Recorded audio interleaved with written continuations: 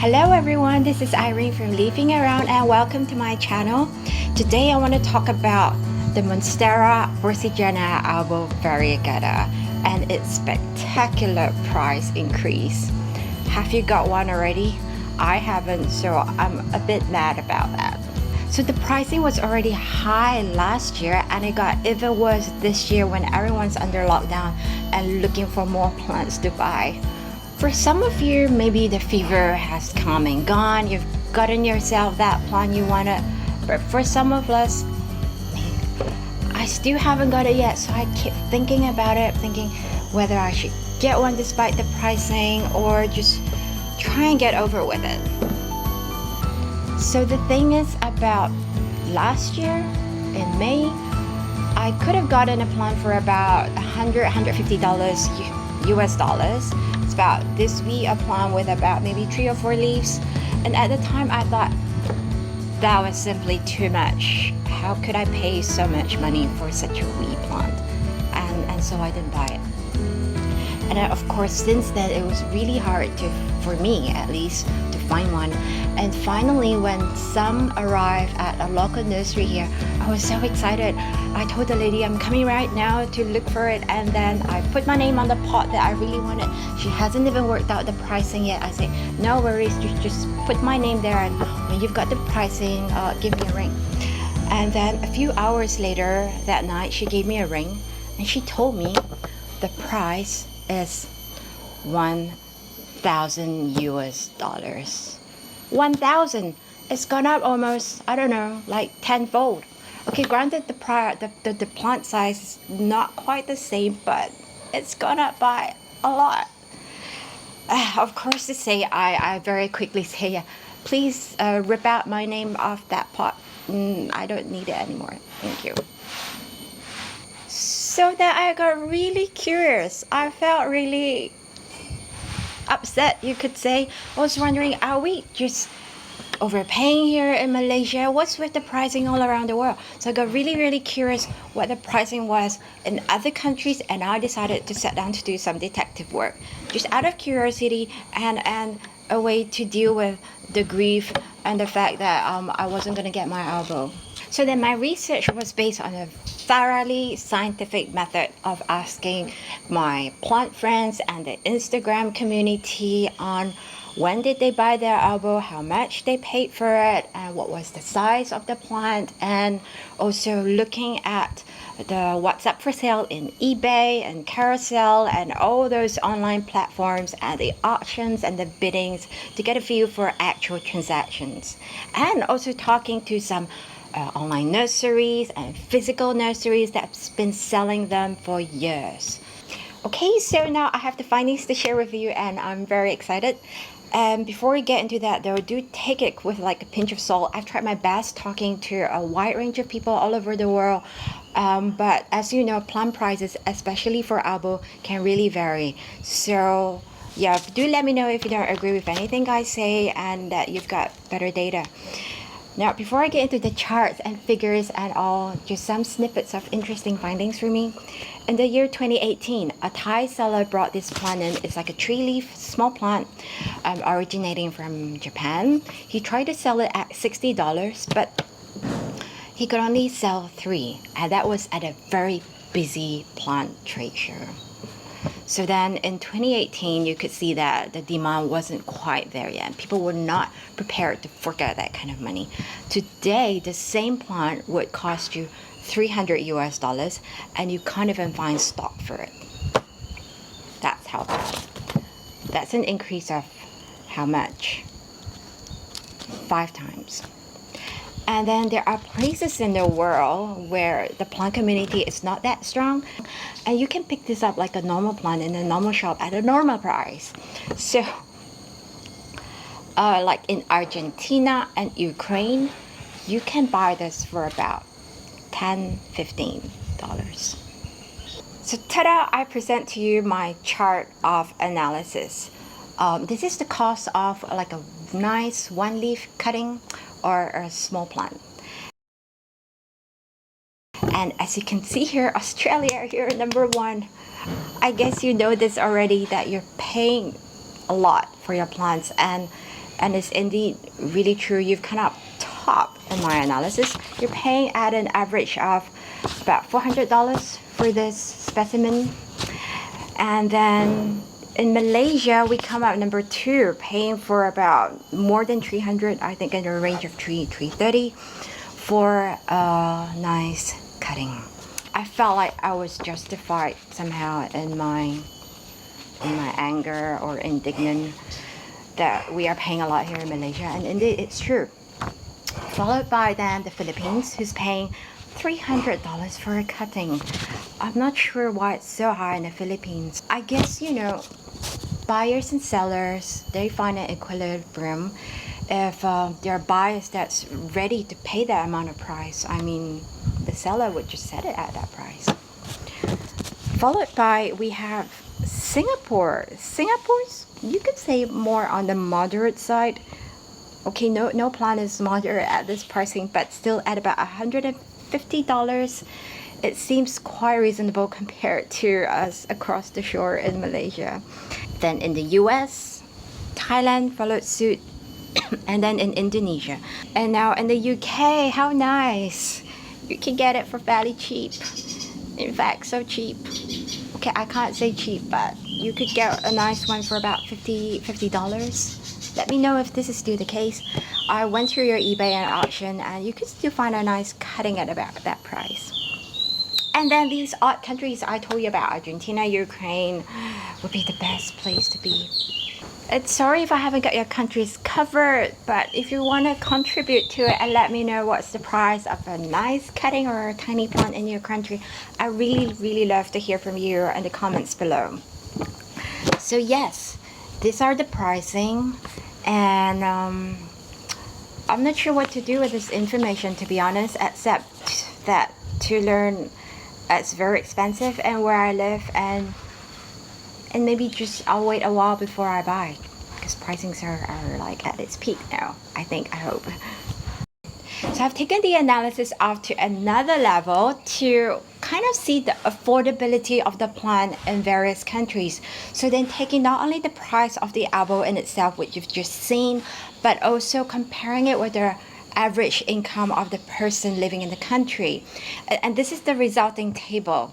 It shows you here across the country what is the average income of a person per annum. The source is from worlddata.org, and I believe it's pretty reliable.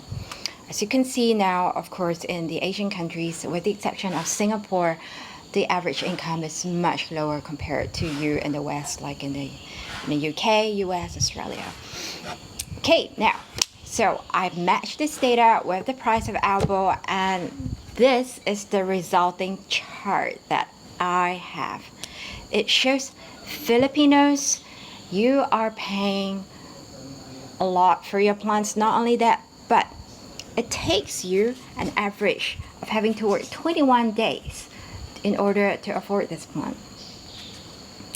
And then in Malaysia, we are next at number 2. I have to work 8 days in order to afford this plant. Right. That's a lot of work for one plant. Followed by Indonesia, Thailand, and Australia. Despite the sky-high prices that you're paying, actually, you could afford it. You just have to work 2 days for it. And in the Ukraine, Singapore, you just have to work till about, I don't know, 3 p.m. And then there you go. You've made enough money to get your albo. And the US, then it comes, yes, cheap for you guys out there. What to do with this information, I think it's just to make us more conscious before we buy a plant. What it actually took us, the effort, the labor that you have to sacrifice in order to fork out the money to get that plant. Do I still want it? Yes, I think I'm that type of person. When I haven't yet got my plant, I keep thinking about it, but once I got it, I kind of stopped wanting to have it. So I'm just trying to tell myself to either delay my gratification or look at other plants in the meantime. And so how to kind of get over the elbow if you're in my shoe where you want it but not quite prepared to pay for it right now. Well, I have a few techniques to get over. I've commissioned my niece to draw me a lovely picture of this elbow. I told her to make me a half moon one too. So yeah, and then this is my second leaf. So I can still appreciate them, and they don't need any care at all, and they never revert. So yeah, my lovely niece who's painted this, her name is Lynn, and this is her her IG below that you could check out her other work. So beautiful. So I'm gonna hang them up so I could still appreciate elbows. The sad being that I am, but not wanting to pay for the actual one. Another way I thought to get over the elbow would be to actually unfollow that hashtag Monstera Albo Borsigiana on Instagram, because I realize now the more it pops up in my feed, the more it comes into my consciousness that I want this plant, and then I don't have it yet. So I've unfollowed it for the past week, and then I see less of it now, so that I will desire it less maybe. I want to share with you that I've also learned that through my research on the elbow that there are several origins, the ones coming from Europe or Hawaii or in Japan. In Japan is particularly where I see most of the species coming from, and apparently they have better variegation, but the only thing is they are known to be not as stable. So very nice, patchy, often giving you these kind of a half moon kind of pattern, but also known to be quite volatile. I have one here that I'm sharing with you. See on the screen. So my friend has bought it for a couple of years now. It's given him some heart attacks. As you can see, it started very nice, beautiful variegation with a lot of white, and then suddenly it got too much white, and luckily now he's able to get back a bit more green, and the latest leaf is actually really nice. It's got this exact half white, half green that everyone's after. I nearly forgot. I also want to share with you what this would look like if you treat the elbow as an investment. I mean, the return seems to be super. So I've compared this with if you put your money and say the Dow Jones Index. The past 2 years, you would see a return of 4%.